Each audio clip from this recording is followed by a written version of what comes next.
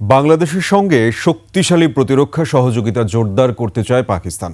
এ বিষয়ে দুই দেশের সেনাবাহিনীর উচ্চ পর্যায়ের বৈঠক হয়েছে। পাকিস্তানের আন্তঃবাহিনী জনসংযোগ পরিদপ্তর ISPR এ কথা জানিয়েছে।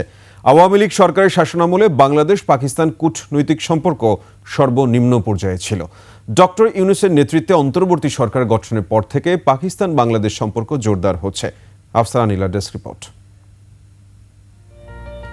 রাওয়ালপিন্ডিতে সেনা সদর দপ্তরে দেশটির সেনাপ্রধান জেনারেল আসিম মুনিরের সঙ্গে বৈঠক করেন বাংলাদেশ সেনাবাহিনীর principal staff officer PSO lieutenant general SM Kamrul Hasan. Sheikh হাসিনার শাসনামলের 15 বছর পর এই বৈঠক অনুষ্ঠিত হলো।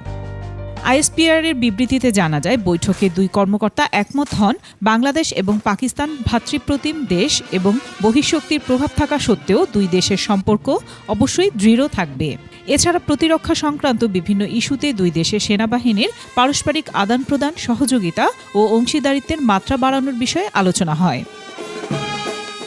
পাকিস্তানের সেনাপ্রধান বলেন, দুই দেশের প্রতিরক্ষা বাহিনীর সহযোগিতাপূর্ণ পদক্ষেপের মাধ্যমেই দক্ষিণ এশিয়া অঞ্চলের নিরাপত্তা ও সীমান্ত সুরক্ষা সম্ভব।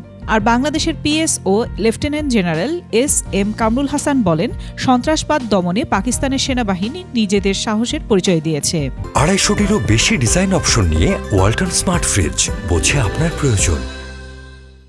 ভারত ঘেঁষা হাসিনার পতনের পর পাকিস্তানের প্রধানমন্ত্রী শেহবাজ শরীফ এবং অন্তর্বর্তী সরকারের প্রধান ডক্টর ইউনূসের মধ্যে কয়েকবার বৈঠক হয়েছে।